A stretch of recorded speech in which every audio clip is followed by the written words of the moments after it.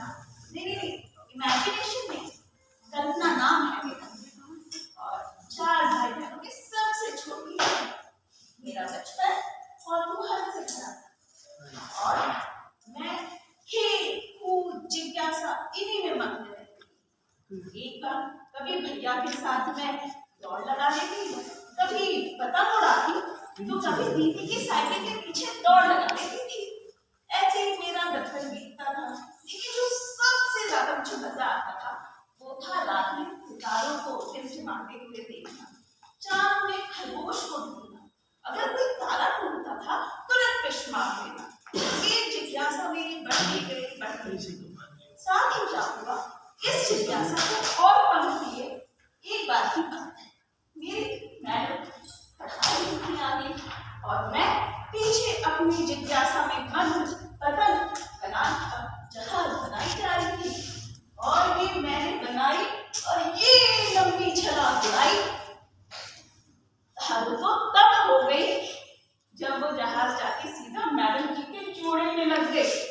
अब मैं चिट्ठी पिट्टी को मैं टेबल के नीचे छुप गई। अब वहां से तक आवाज आई, कल्पना ये जहाज तुमने उड़ाई। तो मेरे हाथ पे अब कुछ आ नहीं रही थी। तब तक आवाज आई, कल्पना बड़ी लंबी उड़ान भरी है तुम्हारे जहाज में, क्या अंतरिक्ष में जाना है, पायलट बनना है। ये सुन के मैं चौंकिया गई। मैंने पूछा, मैडम जी क्या पायलट क्या होता है? मेरे बापू तो कहते थे टीचर बनना, डॉक्टर बनना, ये पायलट क्या होता है? पायलट जो जहाज उड़ाते हैं, नीले बड़े आसमान में पंछियों की तरह उड़ते हैं। जी मैडम जी, मुझे यही बनना है, मुझे यही करना है। मैं बन सकती हूँ क्या पायलट? मैं बन जाऊंगी पायलट।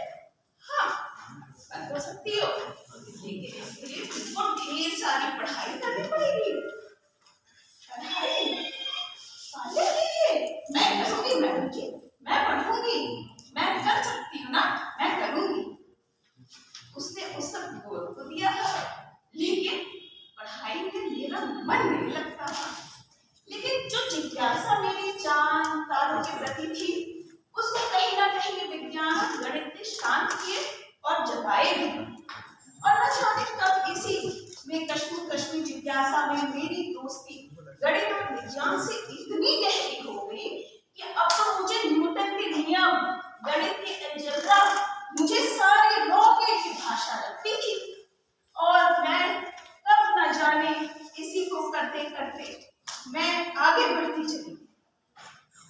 मैडम जी ने तो बीज बो दिए थे पंखों के, लेकिन उसको उड़ान सही मायने में मेरे खेल के प्रति रुचि नहीं। मुझे बैडमिंटन खेलने का बड़ा शौक था और उसी खेल ने कहीं ना कहीं मुझे सिखाया कि जीवन में धैर्य, अनुशासन और मुश्किल में अडिग रहना ये जीवन के लिए बहुत जरूरी है। और ये आया भी था जब मैं पंजाब टेक्निकल यूनिवर्सिटी से एरोनॉटिक्स में एडमिशन लेने गई, तो वहां के प्रिंसिपल और टीचर सब ने कह दिया, छोरी हो ना कर पाओगी, मैं मुश्किल है।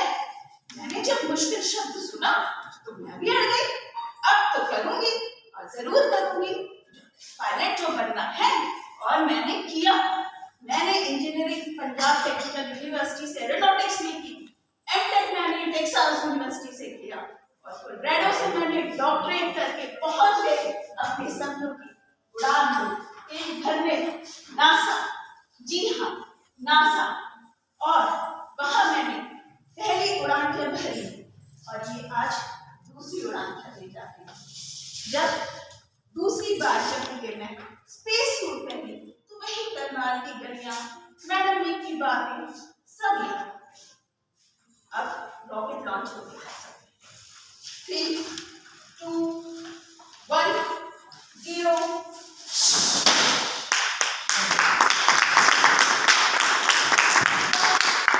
क्या नजारा है, सचमुच कितना खूबसूरत मेरा भारत देश। राकेश जी ने